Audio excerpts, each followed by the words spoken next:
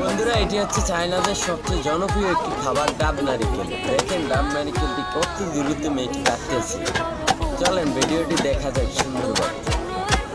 Wow guys, এত দ্রুত!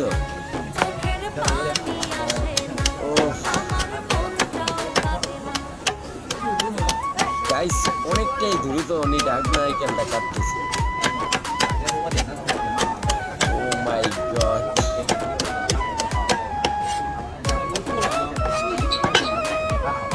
Guys, অনেক দ্রুত কিন্তু নারিকেলটা কাটতেছে।